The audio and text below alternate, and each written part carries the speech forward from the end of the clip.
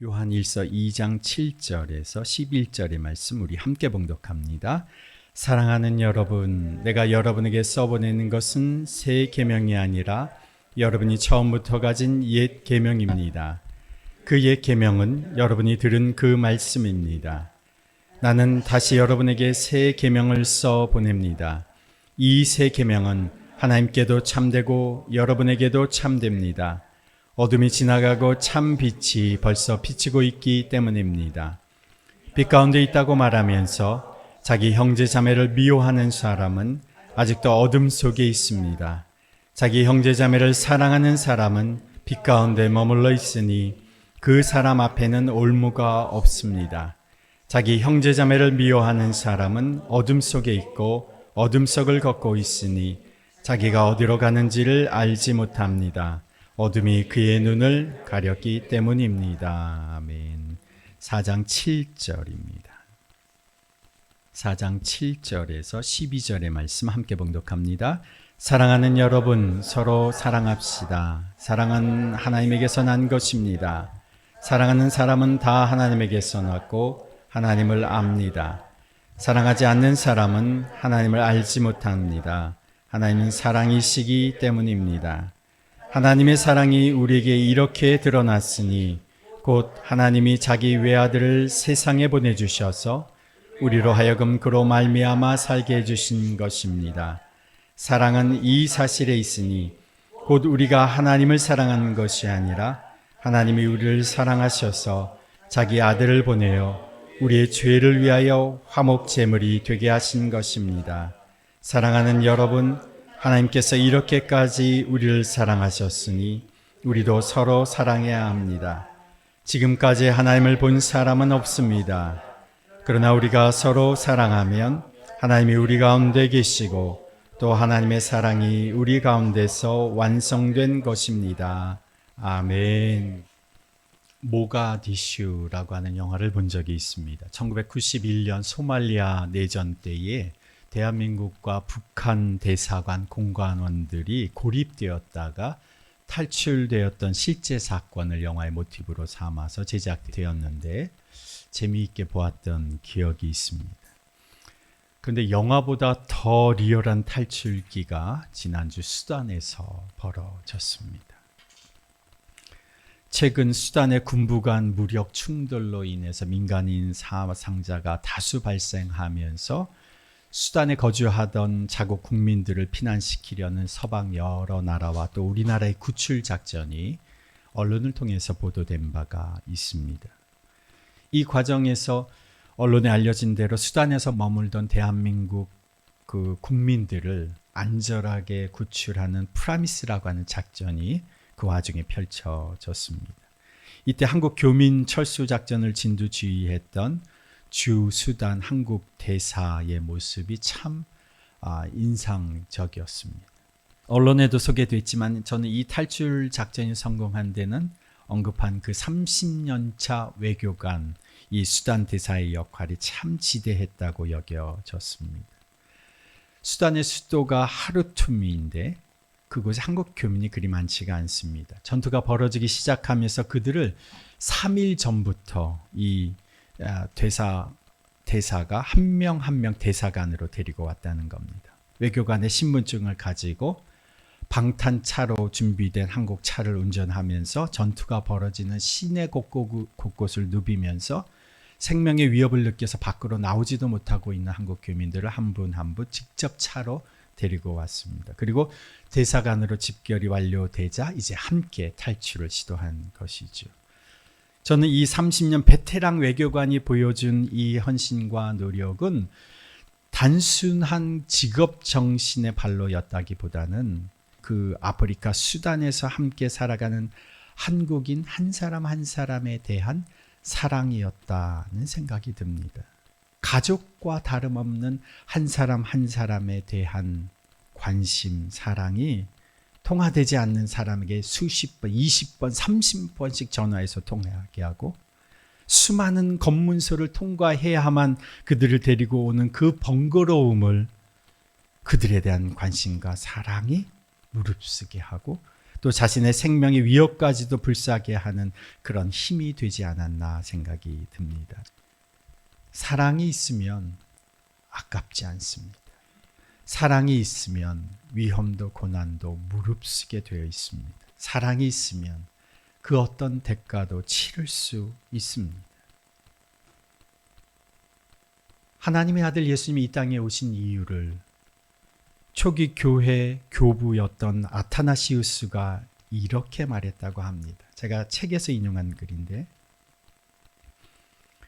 우리의 딱한 모습이 말씀이신 그분을 강림하시게 했고 우리의 허물이 그분의 사랑을 애타게 부르짖었다. 그래서 그분은 어서 도우려고 우리 가운데 나타나셨다. 제가 최근에 작아서 아름다운이라고 하는 책을 읽었는데 그 부분에 인용된 구절입니다. 그 책이 또 이렇게 말합니다. 귀한 자식의 위험천만한 상황을 알아차린 엄마처럼 하나님도 이를테면 설거지하고 요리하느라 손이 젖은 채로 치마를 걷어붙이고 자녀를 구해내신다. 자신의 외모는 안중에도 없으시다. 겉보기에 흐트러져 지저분해도 상관없다. 자녀를 구원하여 집으로 데려오려는 일념뿐이다. 이렇듯 그분은 우리를 데려가려고 선을 넘어오신다. 우리의 딱한 모습에 마음이 동하여 행동에 나서신다. 왜 하나님의 아들 예수님이 한계 상황 속으로 뛰어 들어오셨는가? 왜 예수님이 그 작은 말 구유 속에 자신의 맨몸을 내맡기셨는가? 왜 예수님이 30년의 시간을 요셉과 마리아의 목수의 아들로 허비하셨는가? 왜 예수님이 자신의 죽음을 뻔히 아시면서도 묵묵히 그 십자가의 길을 가셨는가? 왜 예수님이 도망치고 뿔뿔이 흩어진 그 제자들을 다시 찾아가서 만나시는가? 예수님을 제대로 믿는 것 같다가도, 기적을 경험할 때는 예수님을 따르는 제자인 것 같다가도 조금만 지나면 원래의 자리로, 원래의 죄악과 욕망의 자리로 돌아가 버리는 나를 왜 예수님은 여전히 포기하지 못하시는가? 사랑. 이 사랑이라는 이유가 아니면 도저히 설명되지가 않습니다. 사랑이 아니라면 이만한 낭비가 없습니다. 사랑이 아니라면 이런 바보짓이 없습니다. 사랑이 아니라면 이런 미친 짓이 없습니다. 사랑이 아니라면 이런 어리석은 일이 없습니다. 사랑이 아니라면 이렇게 비효율적이고 낭비적인 일이 없습니다. 그렇습니다. 바로 예수님이 십자가에 죽으신 이유가 바로 그 사랑 때문이었습니다. 요한 1서는 우리에게 이렇게 말합니다. 하나님은 사랑이시다. 요한일서 4장 8절에 사랑하지 않는 사람은 하나님을 알지 못합니다. 하나님은 사랑이시기 때문입니다. 4장 16절에도 우리는 하나님이 우리에게 베푸시는 사랑을 알았고 또 믿었습니다. 하나님은 사랑이십니다. 사랑 안에 있는 사람은 하나님 안에 있고 하나님도 그 사람 안에 계십니다. 하나님은 사랑이시다. 사랑이신 그 하나님이 그 사랑을 아들 예수님을 통해서 우리에게 보여주신 것입니다. 오늘 4장 10절 말씀 함께 한번 읽어봅니다. 4장 10절에 사랑은 이 사실에 있으니 곧 우리가 하나님을 사랑하는 것이 아니라 하나님이 우리를 사랑하셔서 자기 아들을 보내어 우리의 죄를 위하여 화목제물이 되게 하신 것입니다. 다시 한번 읽어볼까요? 사랑은 이 사실에 있으니 곧 우리가 하나님을 사랑하는 것이 아니라 하나님이 우리를 사랑하셔서 자기 아들을 보내어 위하여 화목제물이 되게 하신 것입니다. 사랑하신 하나님께서 우리에게 그 사랑을 보여주셨는데 그것이 우리에게 찾아오신 예수님이시라는 겁니다. 우리에게 그 사랑을 보여주신 것은 그 사랑 안에서 살아가게 하시려는 것입니다. 그리스도인으로서 깨어 살아간다고 하는 것은 바로 이 사랑에 눈을 뜨는 겁니다. 깨어 있다는 것은 이 사랑 안에서 살아간다는 것입니다.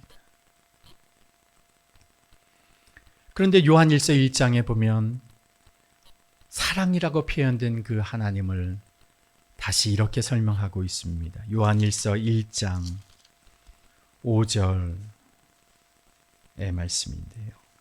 우리가 그에게서 들어서 여러분에게 전한 소식은 이것이니 곧 하나님은 빛이시요 하나님 안에는 어둠이 전혀 없다는 것입니다. 하나님은 빛이시다. 7절에도 보면 그러나 하나님께서 빛 가운데 계신 것과 같이 우리가 빛 가운데 살아가면 우리는 서로 사귐을 가지게 되고 하나님의 아들 예수의 피가 우리를 모든 죄에서 깨끗하게 해 주십니다. 하나님을 빛이라고 표현하면서 빛 대신 하나님께서 우리를 어둠에서 빛으로 불러주셨다.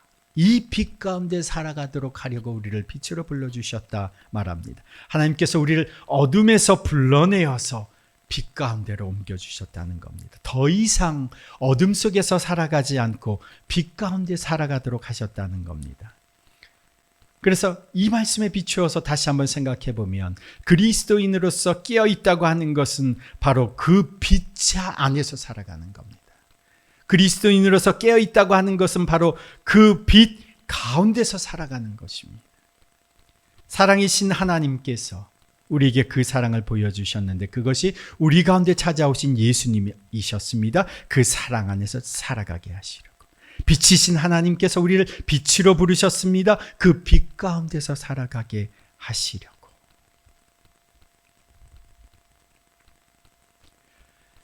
구약의 아모스서를 보면 하나님께서 아모스 선지자에게 환상을 보여주셨습니다. 아모스 7장 8절에 보면 주께서 나에게 다음과 같은 것을 보여주셨다. 여기서 나는 아모스 선지자입니다.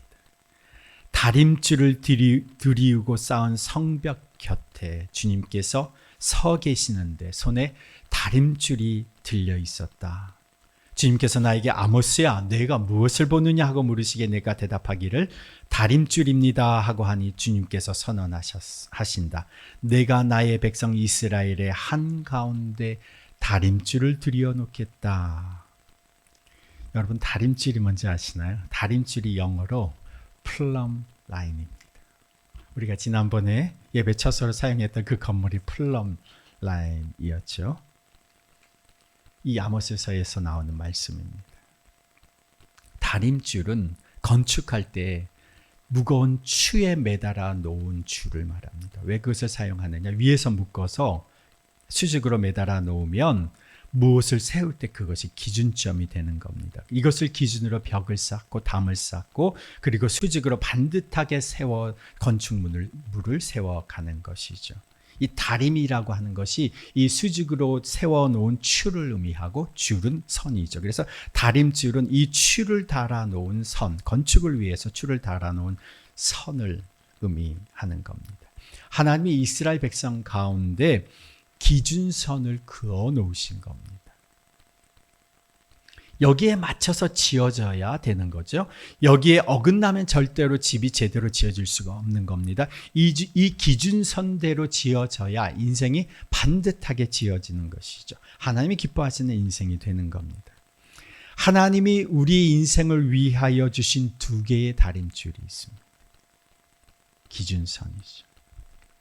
마가복음 12장 29절에 예수께서 대답하셨다.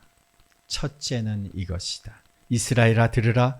우리 하나님이신 주님은 오직 한 분이신 주님이시다. 내 마음을 다하고 내 목숨을 다하고 내 뜻을 다하고 내 힘을 다하여 너의 하나님이신 주님을 사랑하여라. 하나님께서 인생을 살아가는 우리를 위하여 주신 두 개의 다림줄이 있는데 그 첫 번째 다림줄이 무엇이냐? 너의 하나님이신 주님을 사랑하여라. 이것은 그냥 너의 하나님을 사랑하라 이런 표현이 아닙니다. 더 정확히 표현해 보자면 주님의 사랑에 응답하라는 것이죠. 이것을 요한일서 4장 10절에 우리가 아까 읽은 말씀이죠. 4장 10절에 사랑은 이 사실에 있으니 곧 우리가 하나님을 사랑한 것이 아니라 하나님이 우리를 사랑하셔서 자기 아들을 보내어 우리의 죄를 위하여 화목 제물이 되게 하신 것입니다. 19절에도 보면 우리가 사랑하는 것은 하나님이 우리를 먼저 사랑하셨기 때문입니다. 먼저 시작하신 하나님의 사랑에 응답하는 것, 이것이 하나님을 사랑하는 겁니다. 그런데 여기에 조건문이 붙어 있죠.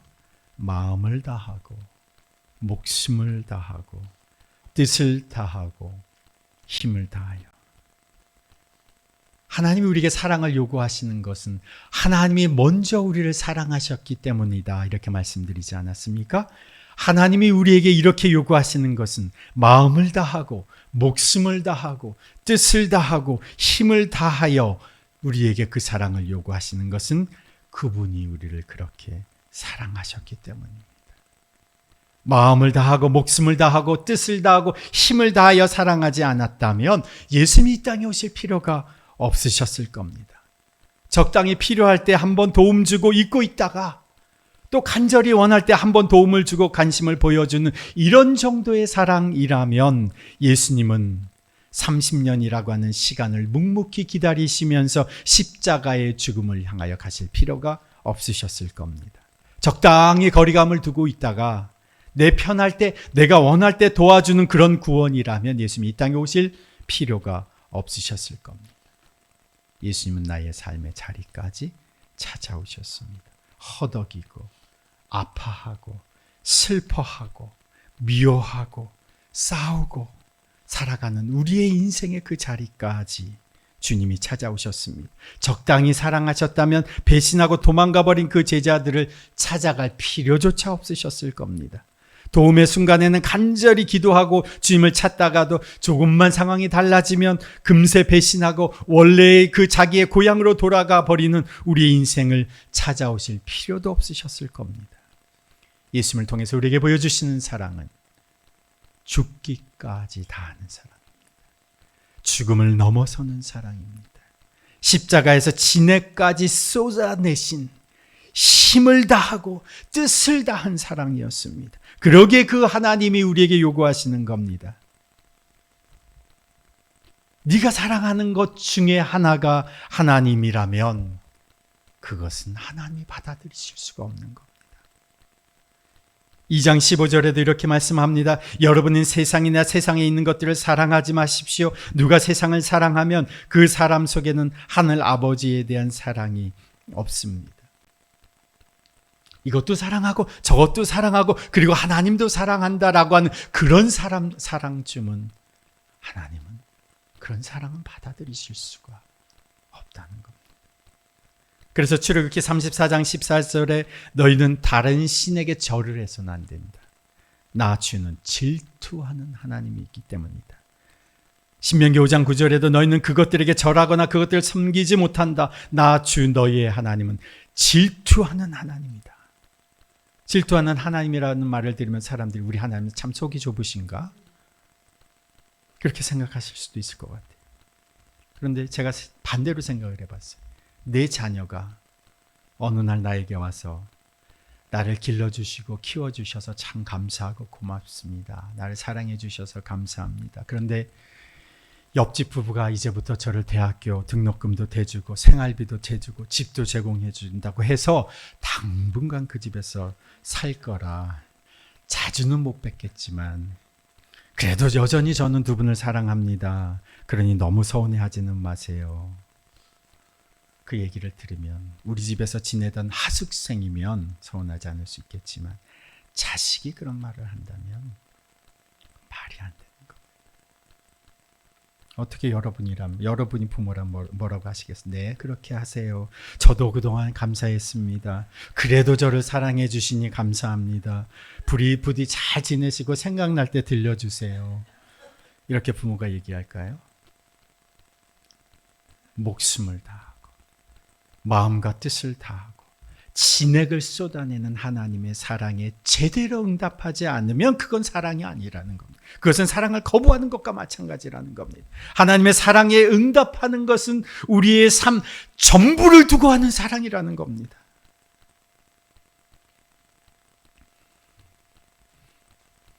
찬송가 311장에 여러분 잘 아는 찬송이 내 너를 위하여 몸 버려 피 흘려 내 죄를 속하여 살 길을 주었다. 널 위해 몸을 주건만 너는 무엇 주느냐? 널 위해 몸을 주건만 너는 무엇 주느냐?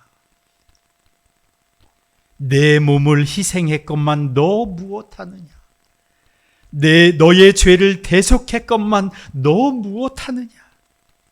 한없는 용서와 참 사랑 가지고 세상에 내려와 값없이 주었다. 이것이 소중하고 귀중하건만 너는 내게 무엇 주느냐? 너는 내게 무엇 주느냐? 하나님의 사랑에 응답하며 살아가는 것은 내가 살아가는 삶에 무언가 하나가 추가되는 것이 아니라 하나님의 사랑에 내 삶을 거는 겁니다. 마음을 다하고 목숨을 다하고 뜻을 다하고 힘을 다하여 내게 사랑을 부어주신 그 사랑에 응답하는 사랑은 내 삶을 거는 거죠. 그러면 하나님의 사랑이 내 안에 임하고 하나님이 내 안에 계시는 겁니다. 이 하나님의 사랑에 응답하며 살아가는 사람은 하나님과 함께하면서 살아가는 겁니다. 4장 16절에 우리는 하나님이 우리에게 베푸시는 사랑을 알았고 또 믿었습니다. 하나님은 사랑이십니다. 사랑 안에 있는 사람은 하나님 안에 있고 하나님도 그 사랑 안에 계십니다. 이것이 하나님의 사랑에 깨어서 살아가는 겁니다. 하나님이 우리 인생에 주신 두 번째 다림줄 무엇입니까? 마가복음 12장 31절 둘째는 이것이다. 내 이웃을 내 몸같이 사랑하여라. 이 계명보다 더 큰 계명은 없다. 이웃을 남을 내 몸처럼 사랑해라. 우리가 사랑해야 할 첫 번째 대상이 누구일까요? 가족입니다. 제일 가까운데도 쉽게 소홀히 여기는 대상이 우리의 가족이죠. 가까운 관계이다 보니까 그 가족 안에 갈등도 자주 발생합니다. 가족 안에, 형제지간에, 또 부부지간에, 부부 자식 간에 갈등이 자주 있습니다. 가까운 사람 안에 일어나는 갈등과 관련해서 두 가지 성경 구절이 제가 생각이 났어요. 이건 제가 오랫동안 제 자신에게도 그렇고요. 오랫동안 갈등이 있는 가까운 관계 속에서 어떻게 살아가야 하는지에 대해 기도하면서 주신 두 가지 말씀입니다. 첫 번째는 마태복음 5장 23절에 여러분 잘 아시는 말씀이죠. 그러므로 내가 제단에 제물을 드리려고 하다가 내 형제나 자매가 내게 어떤 원한을 품고 있다는 생각이 나거든 너는 그 제물을 제단 앞에 놓아두고 먼저 가서 내 형제나 자매와 화해하여라. 그런 다음에 돌아와서 제물을 드려라.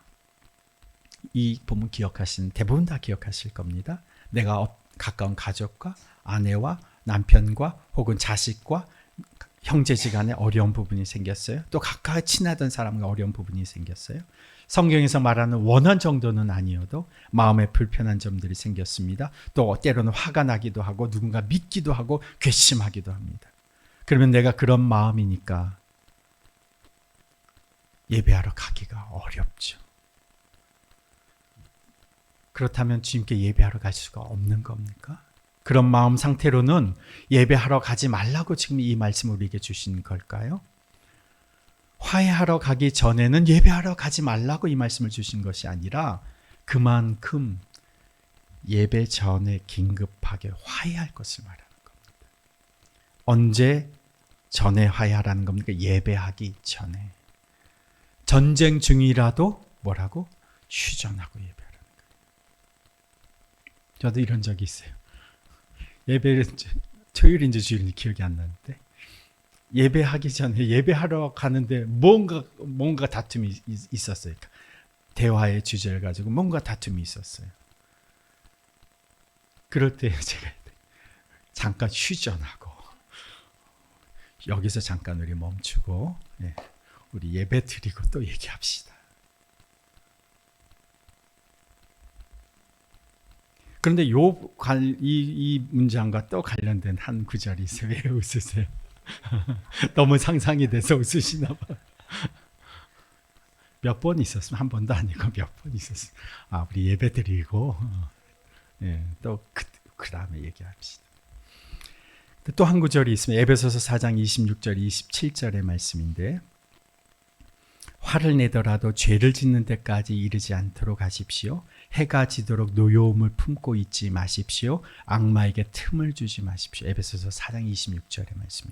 화나는 일이 있으면 죄를 지어도 되는 겁니까? 그렇지 않죠. 화나는 일이 있어도 그것이 죄의 빌미가 되어서는 안 된다는 겁니다. 가까운 형제지간 간에 가족 간에 부부 간에 해가 지도록 노여움을 품고 있지 말아라.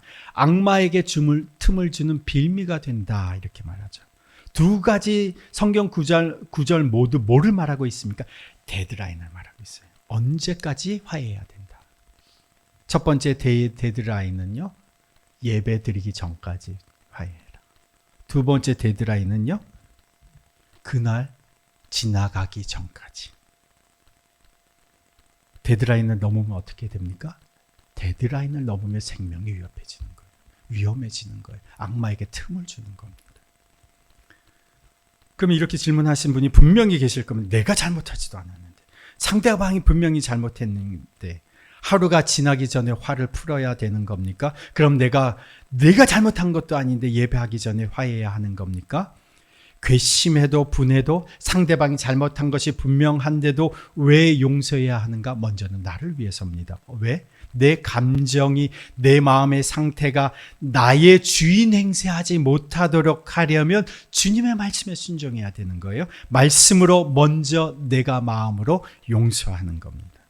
아까 우리가 불렀던 찬양 중에 마지막 찬양, 내가 주인 삼은 내 모든 것 내려놓고, 우리가 주인이 물질과 재물과 성공이며 세상의 인정이며 이런 것을 주인이라고 생각하면서 우리가 노래를 찬양을 부를 때가 많지만 많은 경우에 누가 주인이냐? 우리의 감정이 나의 주인. 내가 화난 그 감정이 나의 주인일 때가 얼마나 많습니까? 누군가의 관계, 미운 마음의 그 감정이 주인일 때가 얼마나 많습니까? 감정이 나를 주장하지 못하도록, 감정이 내 주인 행세를 하지 못하도록 하려면 어떻게 해야 하는 겁니까?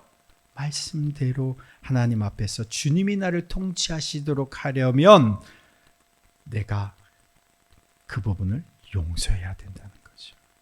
분명히 잘못한 사람은 상대방인데도 불구하고 나는 그것 때문에 하나님과의 관계가 손상될 수가 없는 겁니다. 그러니까 그 주님의 사랑이 나를 주장하실 수 있도록, 주님이 나를 통치하시고 다스리실 수 있도록 나는 아무 잘못이 없는데도 불구하고 내 마음으로 그 사람을 어떻게 해요?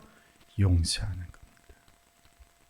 부글부글 끓는데 마음으로 그래도 나는 용서하는 겁니다. 실제로 그런 경우가 있어요. 그죠? 부글부글 끓는데 그래도 용서. 저도 늘 그럴 때가 많아요. 부글부글 끓어도 용서하는 겁니다. 왜냐? 그 감정이 나를 주관하지 못하게 하려고, 주님이 나를 통치하시게 하려고 그래도 용서합니다.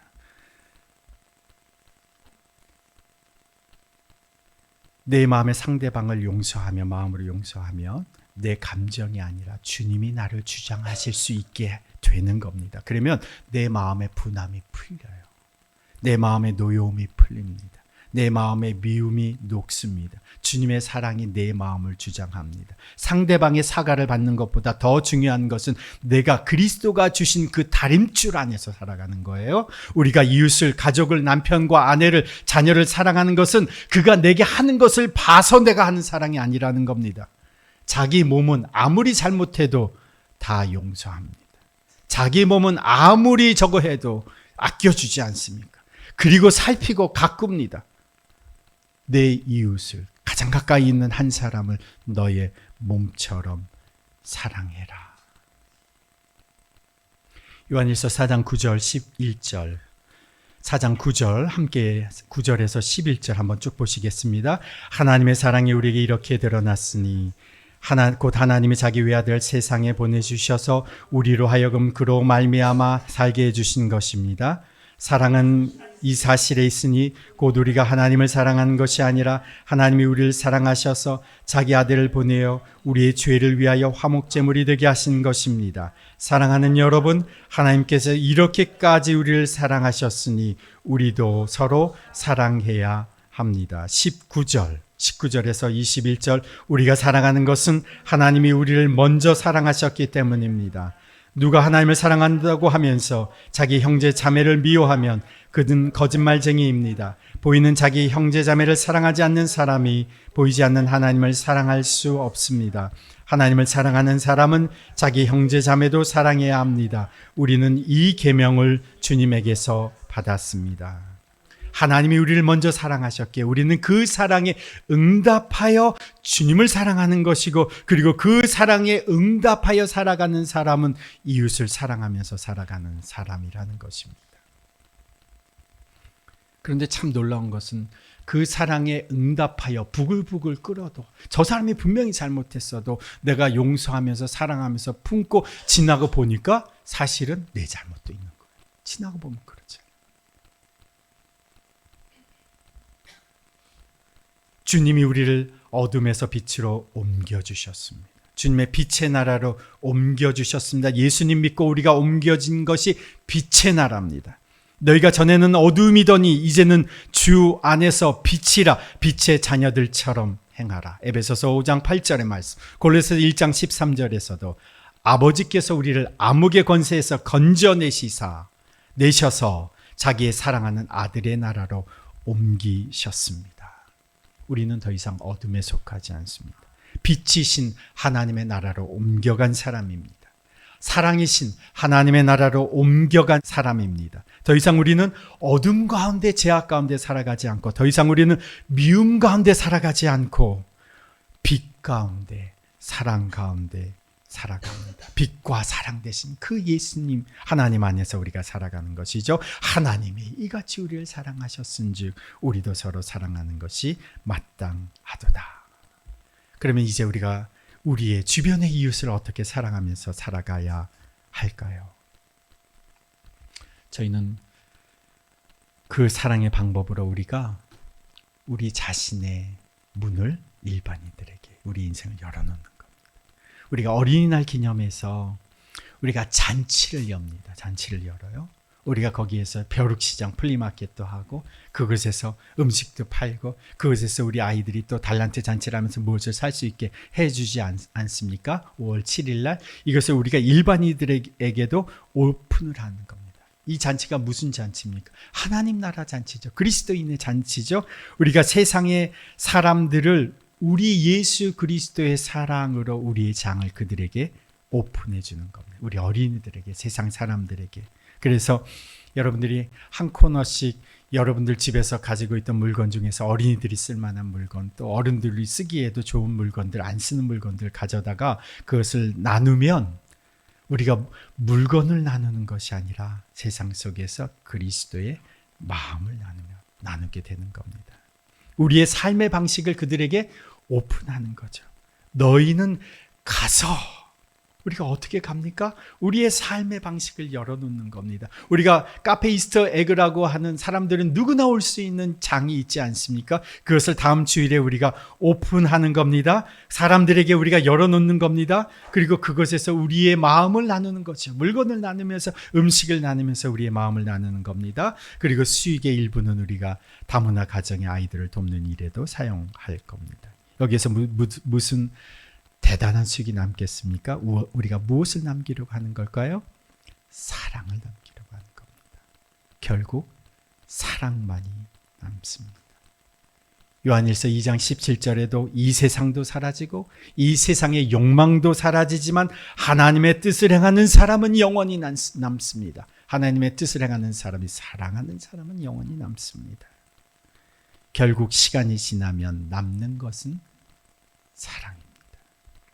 우리가 잘 아는 고린도전서 13장에 내가 사람의 모든 말과 천사의 말을 할 수 있을지라도 내게 사랑이 없으면 울리는 징이나 요란한 꽹과리가 될 뿐입니다. 이것을 삶으로 우리는 경험하지 않습니까?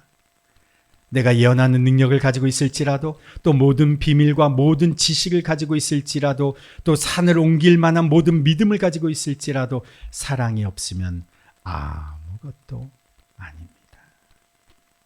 내가 내 모든 소유를 나누어 줄지라도, 내가 자랑사람 내 몸을 넘겨줄지라도 사랑이 없으면 내게는 아무런 이로움이 없습니다. 사랑은 오래 참고 친절합니다. 사랑은 시기하지 않으며 뽐내지 않으며 교만하지 않습니다. 사랑은 무례하지 않으며 자기의 이익을 구하지 않으며 성내지 않으며 원한을 품지 않습니다. 사랑은 모든 것을 덮어주며 모든 것을 믿으며 모든 것을 바라며 모든 것을 견딥니다. 그러므로 믿음, 소망, 사랑 이 세 가지는 항상 있을 것인데 그 가운데서 으뜸은 사랑입니다. 사랑만이 남습니다. 사랑이 세상을 이깁니다. 더러움을 멀리하려고 발부동 치는데 우리의 에너지를 쏟기보다는 하나님의 사랑으로 우리의 마음이 채워지기를 우리가 사모하면 그것이 오늘 이 세상 속에서 미움과 절망과 다툼과 시기와 질투와 여러 가지 더러운 것으로 가득한 우리의 마음을 하나님이 원하시는 마음으로 바꾸게 되는, 그것이 바로 가장 빠른 방법은 하나님의 사랑으로 부어지는 것이다. 그 마음, 하나님의 마음으로 채워질 수 있도록 우리가 이 아침에 한번 기도하면 좋겠습니다. 우리가 아침에 말씀을 들었습니다. 듣고 돌아가면 달라지는 것이 없습니다. 한 가지 달라져야 되는 것은 이 시간에 주님의 사랑이 우리의 마음에 부어지면 우리는 다른 삶을 살아갈 수가 있습니다. 주님의 사랑으로 채워져서 사랑으로 깨어나서 살아갈 수 있는 삶을 우리가 살 수 있게 되는 겁니다. 하나님 아버지, 우리가 누구이기에 예수님은 우리를 위해서 죽으셨습니까? 우리가 무엇이간데 주께서 이 땅 가운데 우리의 삶의 자리까지 찾아오셔야 했습니까? 주님, 우리를 위하여 마음을 다하고 목숨을 다하고 뜻을 다하고 힘을 다하여 사랑하신 그 예수 그리스도의 사랑에 이제 깨어 살게 해주십시오. 이제는 더 이상 미움에 속해 어둠에 속해 살아가지 않게 해 주옵소서. 주께서 부어주시는 주님의 사랑의 공급하심에 기대어 이제는 매 순간 사랑하며 살게 해 주옵소서. 주님의 사랑에 응답하며 살게 해 주십시오. 주님의 사랑에 응답하여 우리의 인생을 주님 앞에 드리는 주님의 사람으로 저희들 살아가게 하여 주옵소서. 이제는 우리 구주 예수 그리스도의 그 지극하신 은혜와 하나님 아버지의 그 무한하신 사랑과 성령님의 교통하심과 역사하심이 주님의 사랑의 의로 깨어나 이제 하나님의 사랑에 응답하며 가장 가까운 이부터 사랑하며 살기로 결단하며 세상으로 나아가는 주님의 백성들 위에, 그 가정과 일터 위에, 주의 몸된 더빛교회 공동체 위에 이제로부터 영원토록 함께 하시기를 간절히 축원하옵나이다. 아멘.